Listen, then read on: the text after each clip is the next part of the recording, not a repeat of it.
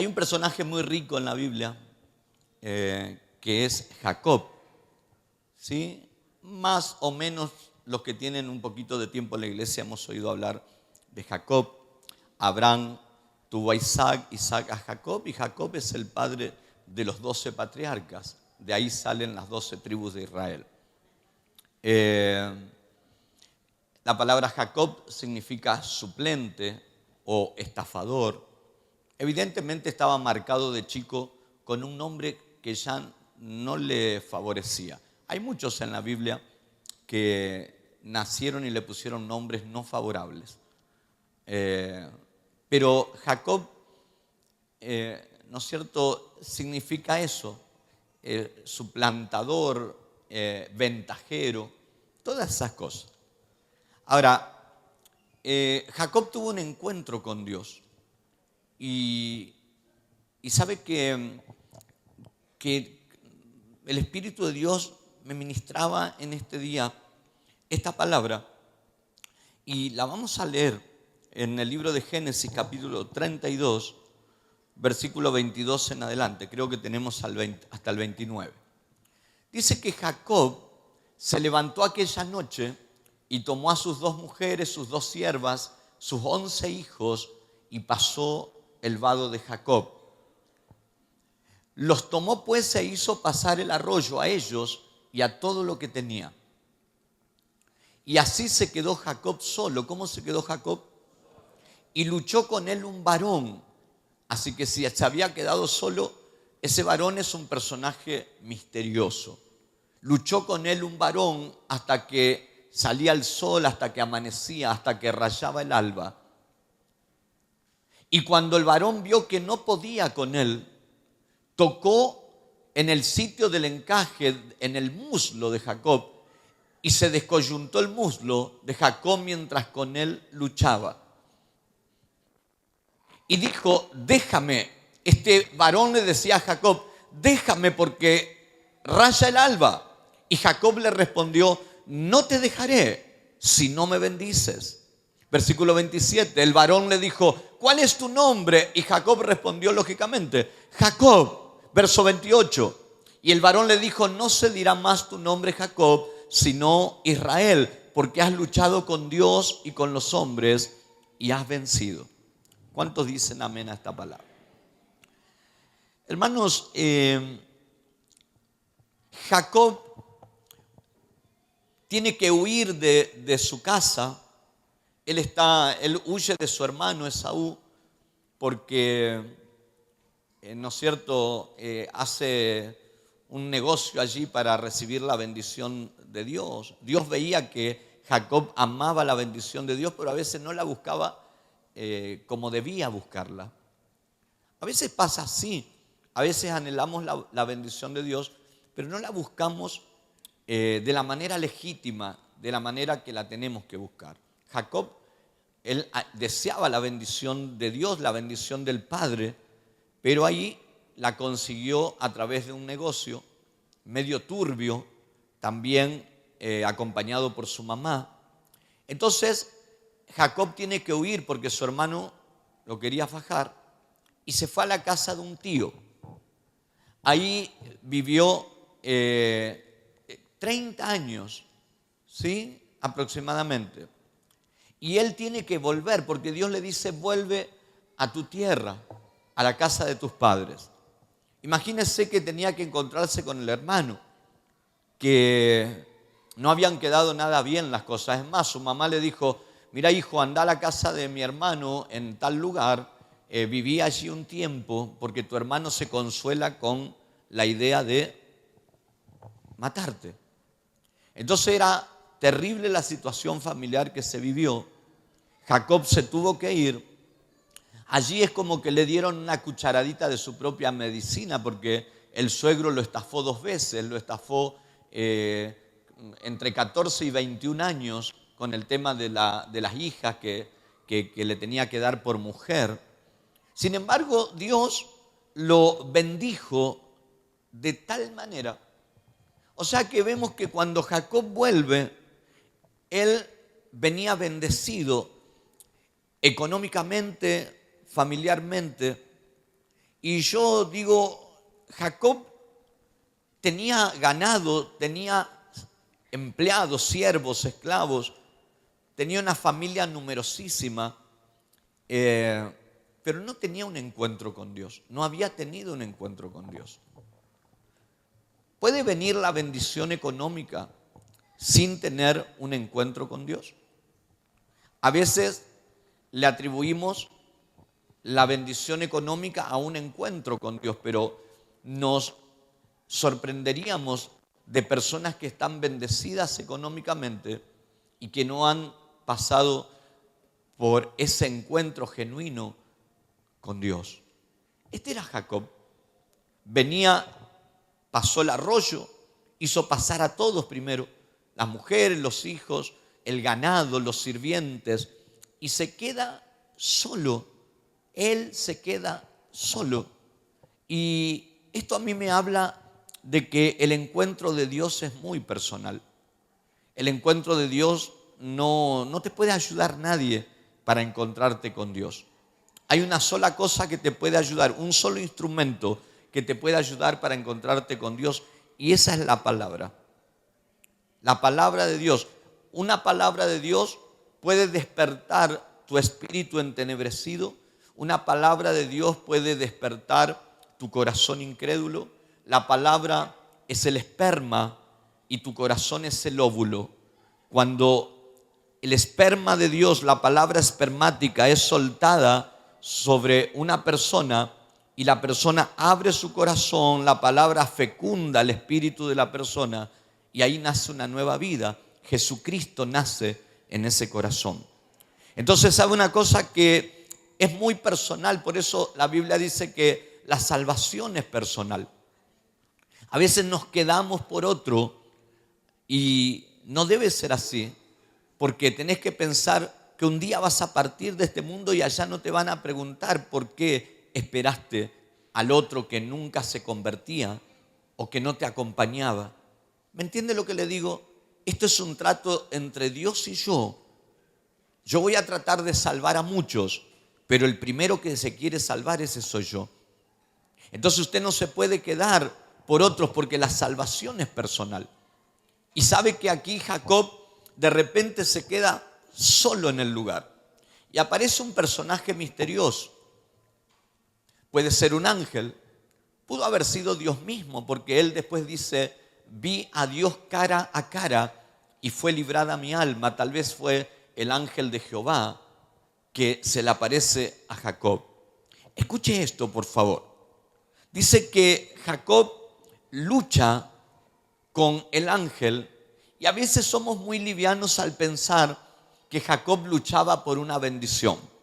Y usted enseguida piensa que tiene que luchar por una bendición con Dios y hasta que no me dé la casa, hasta que no me dé el auto, hasta que no me restaure la familia, por ejemplo, no lo voy a soltar. Pero el Espíritu Santo hoy me mostraba y me decía, Miguel, esto es mucho más profundo que luchar por una bendición.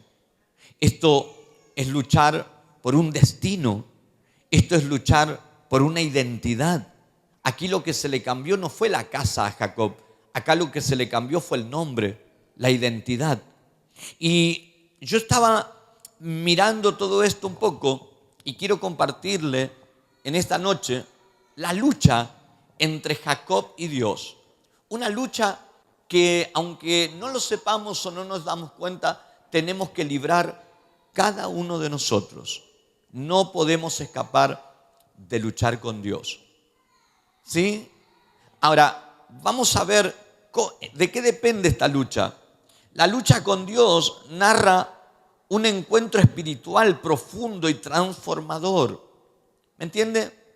Esta lucha no era simplemente física, no era una lucha que el ángel se le colgaba del cuello y Jacob se lo podía sacar y se le tiraba encima. Es más que una lucha física, es una lucha espiritual y transformadora. ¿Me entiende? Cuando nosotros creemos haber encontrado a Dios, cuando entramos a una iglesia, escuchamos una palabra que nos motiva, que nos moviliza, es porque Dios comienza a luchar con el hombre. Dios empieza a luchar con la mujer que escucha la palabra. ¿Por qué se lucha? ¿Por qué lucha el hombre con Dios? Para ver qué prevalece, si mi voluntad o la voluntad de Dios. Porque esa es la lucha que tenemos. Lo que está en juego no es algo material. Lo que está en juego no es algo efímero o pasajero. Estamos hablando de eternidad. Estamos hablando de identidad. Estamos hablando de que lo que está en juego es mi voluntad puesta al servicio de la voluntad de Dios. Por eso Jesús dijo a los discípulos: oren así y digan: Padre eterno que estás en los cielos, santificado sea tu nombre, venga tu reino y hágase tu voluntad aquí en la tierra como en el cielo. Y esa es la batalla que el hombre libra con Dios. Si voy a hacer mi propia voluntad o voy a permitir que Él haga su voluntad en mí. A veces creemos que nuestra voluntad es lo mejor, nuestras decisiones, nuestros pensamientos, pero Dios dice: no, mis pensamientos son más altos que tus pensamientos, mis caminos son más altos que mis caminos. Mi voluntad, dice Dios, tiene 3 características: es buena, es agradable y es perfecta. Vamos a aplaudirle hasta aquí a esta palabra. Vamos, dele gloria. Aleluya. Entonces, escuche todo lo que yo digo: Señor, ¿qué quieres hablarle? Tienes que hablarme a mí primero, Dios. Háblame a mí primero, porque yo quiero saber qué es lo que quieres hablar a tu iglesia en este día. Y empezó todo una catarata de ideas y de imágenes y de revelación. Y yo podía ver y meterme en esta película, y podía verme también luchando con Dios, y podía ver a cada uno de ustedes luchando con Dios. No se puede vivir el cristianismo sin luchar por la voluntad de Dios, por lo que va a prevalecer. No es difícil, ¿no? ¿Estamos hasta acá? Entonces, escuche esto, por favor. Dice: la lucha con Dios narra un encuentro espiritual profundo y transformador.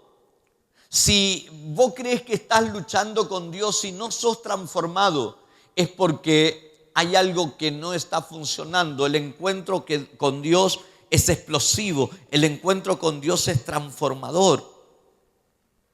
En toda la Biblia está mostrado esto. Las personas que se encontraron con Dios y permitieron que la voluntad de Dios se haga en sus vidas fueron literalmente transformados. En distintas épocas, en distintas sociedades, con distintos recursos. No importa la condición social, no importa la condición académica que puedas tener o no, eso no interesa. El encuentro con Dios es espiritual y segundo, es transformador. Si vos no fuiste transformado todavía, yo tengo que decirte que no has tenido un encuentro con Dios. Es tremendo esto. La lucha con Dios simboliza una lucha interna que tenía Jacob. ¿Con qué? Con lo que luchamos todos nosotros. La lucha interna que tenía Jacob era con sus propios temores, sus pecados.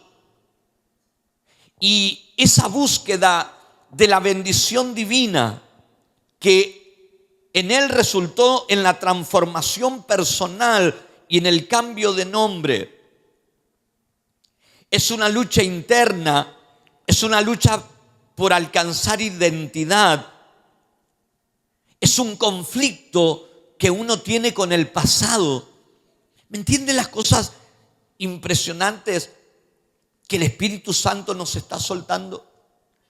Hoy estás en este lugar.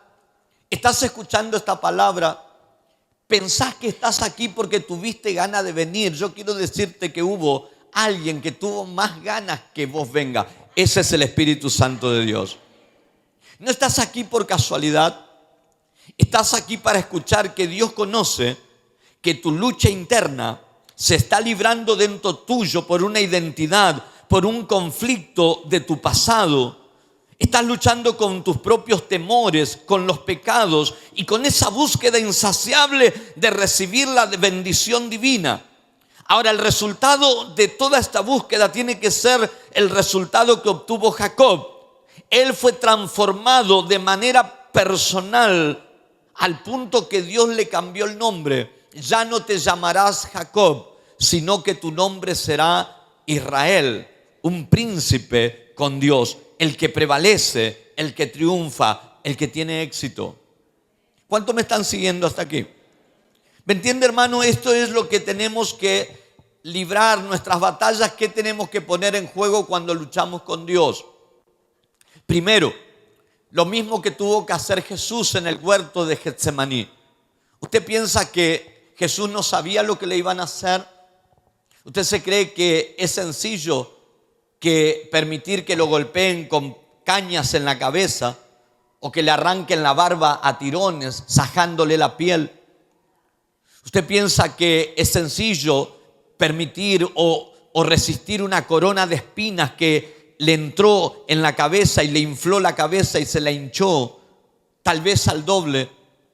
¿Usted se piensa que es sencillo que los romanos, los soldados les den de puñetazos y le desgarren tal vez el mentón? ¿Usted piensa que es sencillo cargar una cruz pesada con la debilidad corporal que Jesús tenía por los golpes, los látigos, que cuando le daban los latigazos tenían esquirlas en la punta, los látigos de los romanos? Por lo tanto, cuando entraban en la piel, cuando salían, no salían solos, sino que salían con pedazos de carne. Por eso la Biblia dice que Jesús terminó desfigurado, no tenía forma humana. Le veremos inatractivo, pero igual le desearemos, dice la palabra de Dios. Él murió por mí, Él murió por ti, Él murió por toda la humanidad, Él murió por nuestros pecados, Él ocupó nuestro lugar. Él merece toda gloria, Él merece toda honra. Vamos, dele gloria, aleluya.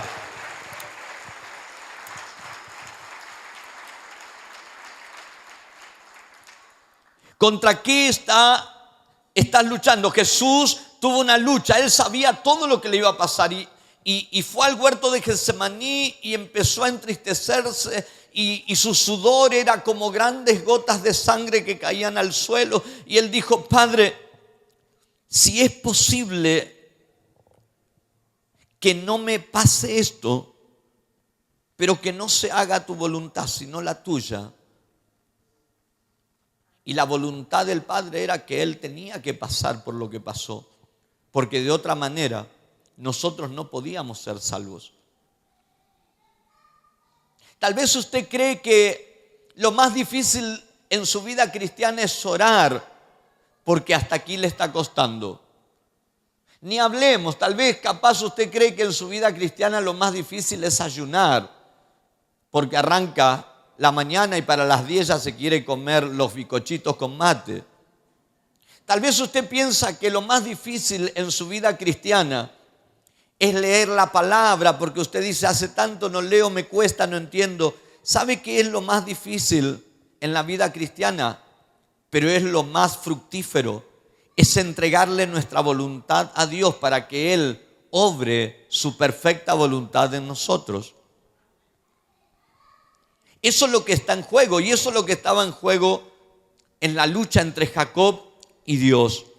La identidad, el encontrarme con mis temores. Usted y yo tenemos que encontrarnos con nuestros temores.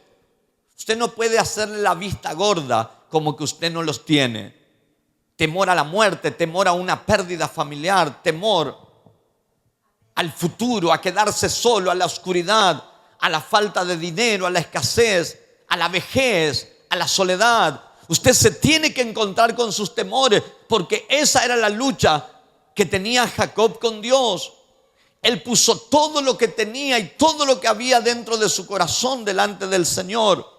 Él estaba luchando de manera interna con su identidad, con sus conflictos del pasado, con sus propios temores, con los pecados y también con esa búsqueda de la bendición divina. Pero tuvo que luchar por ella. Ahora, dice que Jacob luchó con un ángel. Puede ser que haya sido Dios o puede ser que haya sido un ángel de Dios. ¿Usted piensa que Dios puede ser vencido? ¿Usted puede pensar que un ángel aunque no sea Dios, puede ser vencido por un ser humano? Dice que los ángeles son superiores en grandeza, en poder que el ser humano. ¿Cómo usted o yo podríamos vencer a un ángel? Si se tratara de fuerza, de habilidad, dice que tienen una presteza impresionante y se mueven a velocidades supersónicas. ¿Cómo usted y yo, cómo Jacob pudo vencer a un ángel? No está hablando simplemente de una guerra física. Está hablando de una guerra por mi destino. Está hablando de una guerra por mi identidad. Está hablando de una guerra para ser transformado. Señor, hasta que no me transforme, no te voy a soltar. Estamos hablando de transformación. ¿Cuántos entienden esto? Sabe que a Dios sí se lo puede vencer. A un ángel de Dios sí se lo puede vencer. Cuando uno busca la voluntad de Dios, cuando uno busca la bendición de Dios y le dice: Señor, no te voy a soltar hasta que no me bendiga. Y no te estoy hablando de que me des una casa, no te estoy hablando de que me des un auto o un sueldo mayor. Te estoy hablando: transfórmame para la gloria de tu nombre. Aleluya. Vamos, dele gloria. ¿Cuántos dicen amén?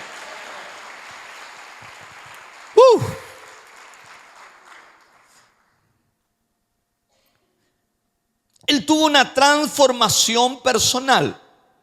Diga conmigo: personal. La lucha representa un punto de inflexión. ¿Qué es un punto de inflexión? Un punto donde sí o sí me voy a quebrar. ¡Tac!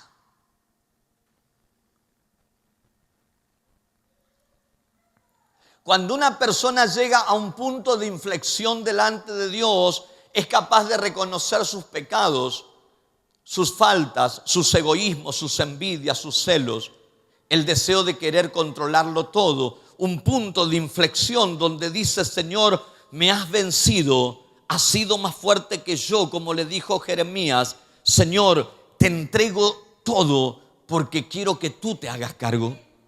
Un punto de inflexión, un momento de quiebre. Escuche esto, por favor. La lucha representa un punto de inflexión en la vida de Jacob, que marcaba el inicio de una nueva etapa, caracterizada por la fe y la confianza en Dios. ¿Por qué Dios te quiere quebrar? ¿O acaso Dios le gusta verte llorar? De ninguna manera. ¿Por qué Dios te quiere llevar a ese punto de inflexión? ¿Acaso a Dios le gusta ver que derrames tus lágrimas de tristeza? No. Dios te quiere quebrar para que le des lugar a un nuevo comienzo. Dios nos quiere quebrar para llevarnos a la esfera, al nivel de la fe, a la dimensión de la fe y de la confianza en Dios. ¿Cuántos están en las iglesias y no confían en Dios? ¿Cuántos en momentos de desesperación buscan cualquier cosa que los saque del apuro? Hermanos, cuando Dios nos quiere quebrar, Él nos estará marcando el inicio de una nueva etapa. Esa etapa será caracterizada por la fe y la confianza en Dios. Dios te va a llevar al quiebre para que dejes de confiar en ti mismo. Dios te va a llevar al quiebre para que dejes de confiar en tus propias finanzas. Dios te va a llevar a ese punto de inflexión para que dejes de confiar en tus propias capacidades, como Pedro, que era un pescador tremendo de oficio, pero tuvo que reconocer: Señor, toda la noche he trabajado y no he pescado nada, pero ahora en tu palabra volveré a tirar la red. Y cuando él tiró la red, este pescador de oficio que no había pescado nada, ya tuvo que llamar otra barca para que lo ayude, porque la bendición era tan grande que se hundía. Cuando Dios te va a quebrar, no te va a quebrar para que sufra, te estará quebrando para marcar el inicio de una nueva temporada caracterizada por la fe y la esperanza en Dios. Aleluya. Vamos, dele gloria, apláudale. ¿Cuántos dicen amén? Ese quiebre te va a llegar. Ese quiebre te va a hacer sentir solo. Ese quiebre te va a hacer tener la sensación de que nadie te entiende y que nadie está contigo. Porque el ángel no luchó con Jacob hasta que Jacob no se quedó solo. Ahí no había Raquel, no había Rebeca, no había ninguna de las concubinas. Ahí no estaba ninguno de los hijos. Él los hizo pasar a todos sin saber que en la soledad se le iba a presentar Dios para luchar con él cara a cara. En los quiebres humanos no hay ayuda humana. No importa cuánto te ame tu esposa, no importa cuánto te ame tu esposo, tus hijos, tus nietos, no importa cuánto dinero tenga en el bolsillo o en la cuenta del celular. El punto de inflexión te tiene que quebrar. El punto de inflexión llegará cuando te sientas solo, cuando pienses que está todo perdido, cuando pienses que estás en la misma nada. Dios dirá: ahora me toca a mí, yo voy a empezar contigo, vas a luchar, yo quiero hacer mi voluntad en tu vida. Ahora comienza la etapa de la fe, ahora comienza el nivel de la esperanza en Dios. Vamos, dale gloria a Él. Aleluya.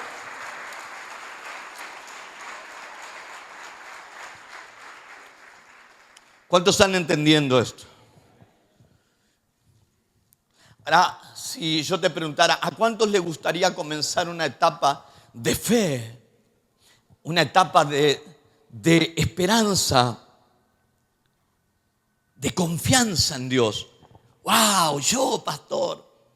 Pero ¿y si te digo que tienes que tener un quiebre? Ahí ya no sé si nos gusta tanto. Y si te digo que tenés que entregarle tu voluntad a Dios para que la perfecta voluntad de Dios opere en tu vida.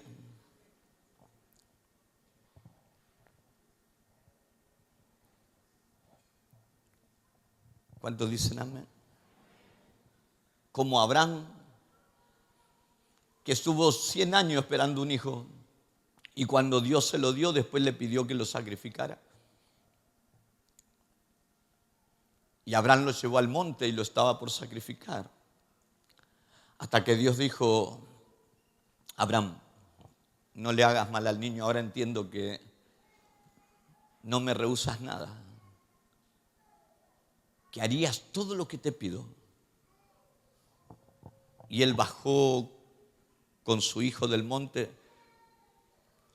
porque Dios le proveyó un animal trabado por sus cuernos en una zarza, en un árbol. Cuando Dios lo habló, que no le haga mal al niño, él miró y había un animal que era el sustituto de su hijo y lo agarró y lo presentó al animal en sacrificio. Cuando Abraham estaba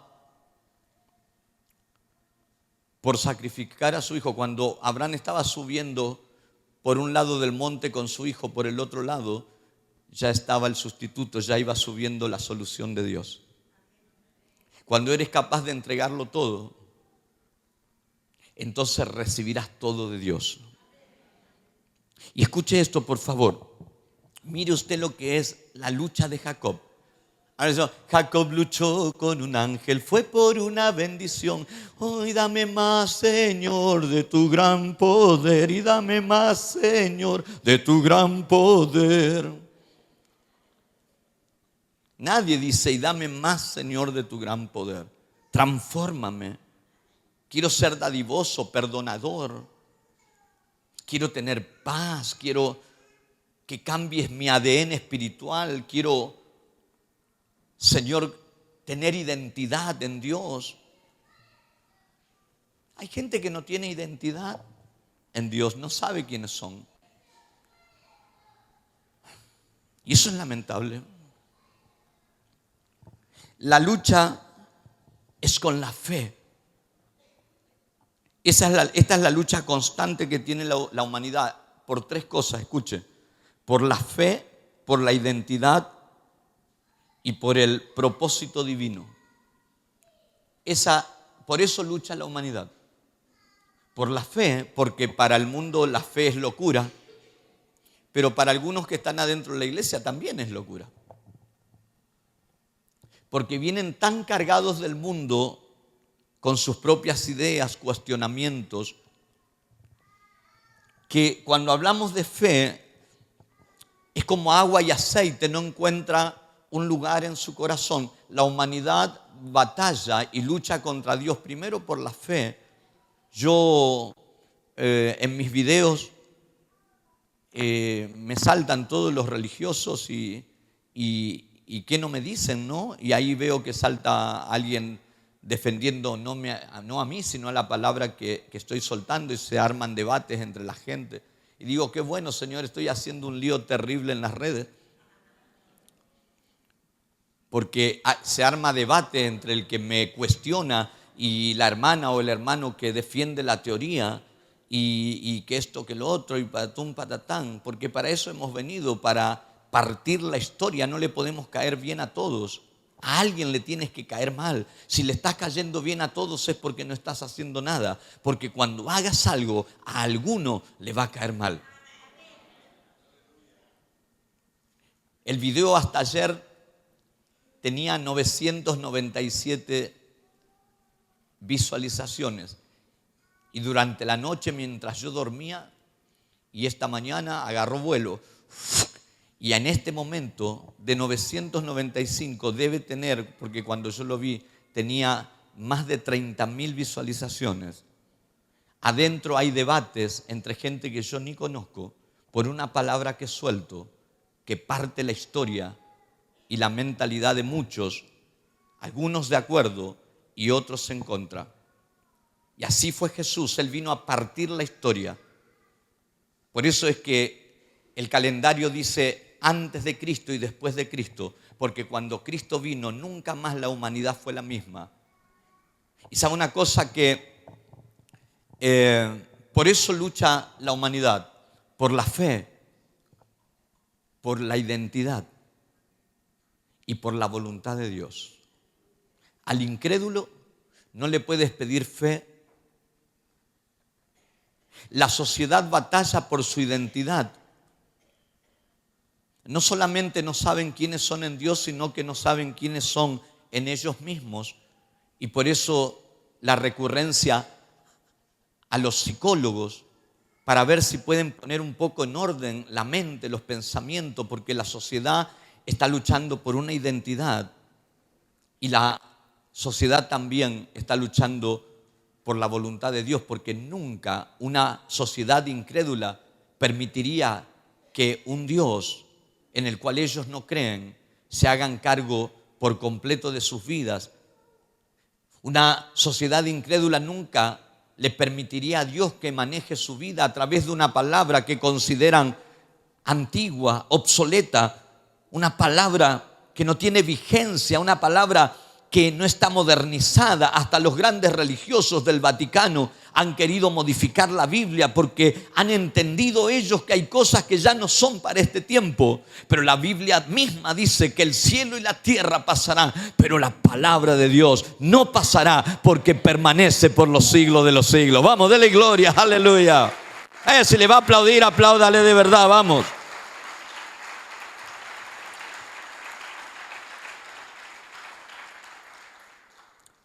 Él busca la bendición. ¿Cuántos buscan la bendición aquí? Pero ¿qué bendición buscaba si tenía miles de ganado? Dios lo había bendecido junto a su suegro y lo había favorecido porque el suegro lo quería estafar.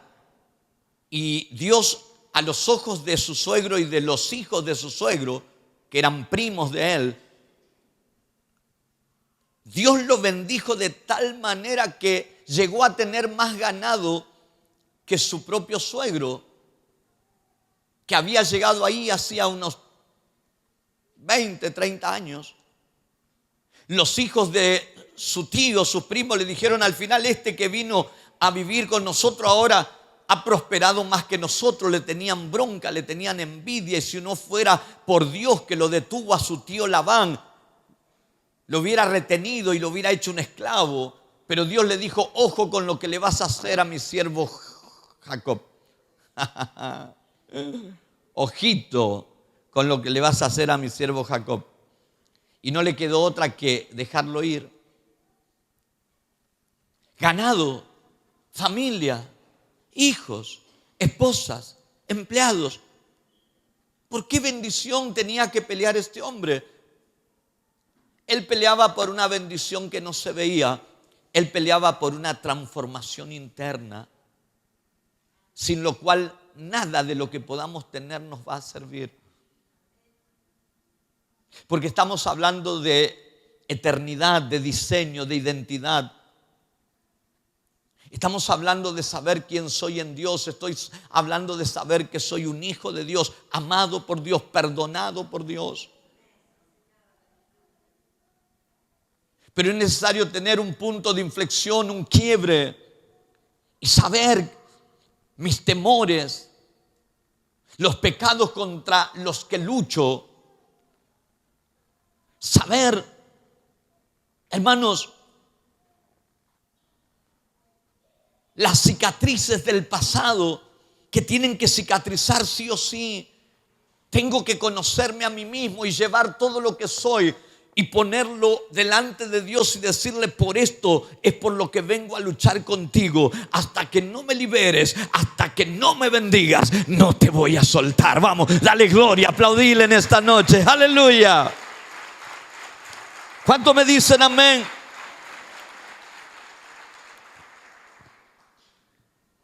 Jacob persevera en su lucha. Hasta que no me bendiga, no te suelto. No se rindió hasta conseguir una bendición, lo que ilustra la importancia de la perseverancia en la búsqueda de la voluntad de Dios. Perseverancia. Y no, pastor, porque vuelvo a recaer en lo mismo. Y no, pastor, porque otra vez me quedé. Y no, pastor, porque otra vez me aparté. No importa, 7 veces cae el justo y vuelve a levantarse. Por eso dice: oh impío, no aceches la casa del justo. No te metas con uno de mis hijos, porque 7 veces cae el justo y vuelve a levantarse, dice el Señor. Persevera. Persevera por alcanzar estabilidad espiritual. Persevera por tener identidad en Dios. Persevera, tal vez te sigas equivocando y le sigas cerrando, pero tienes que perseverar. Aunque el ángel te diga: suéltame, dile: no te suelto hasta que no me bendigas. No lo sueltes hasta que no te libre del ataque de pánico. No lo sueltes porque tienes identidad en Dios. No tienes por qué tener pánico, no tienes por qué tener temor. Sigue luchando aunque tus pensamientos a veces parezca que te van a enloquecer. No te van a enloquecer, no te vas a desequilibrar. Lo único que está haciendo Dios es llevarte al punto de inflexión. Él te quiere quebrar para que comiences a confiar de verdad en Él.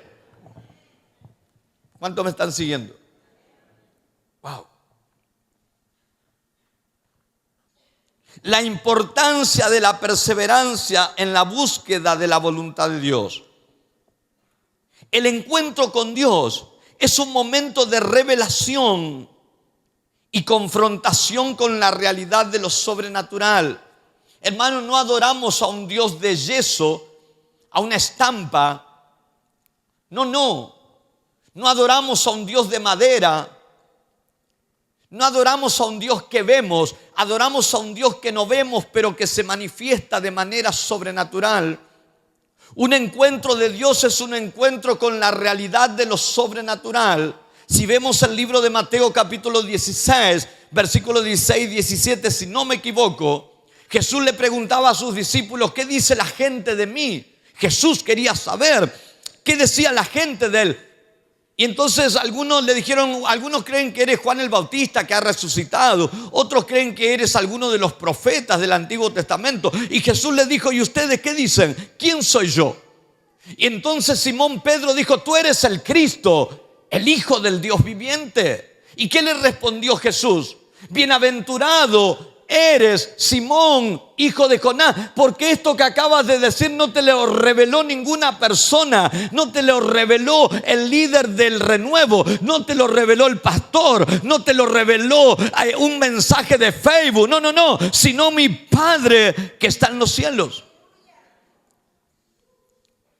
La revelación del Hijo de Dios no la vas a tener mirando prédicas de diferentes pastores, cosa que es bueno. No estoy diciendo que no lo hagas.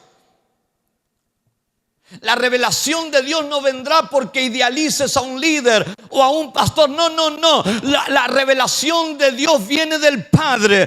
Pedro le dijo: Señor, nosotros sabemos que tú eres el enviado del cielo. Tú eres el Cristo, el Mesías, el Salvador del mundo. Wow, dijo Jesús, a esto no te lo reveló ninguna persona, ni carne ni sangre, sino mi Padre que está en los cielos. Apláudale, dele gloria a Dios. Aleluya.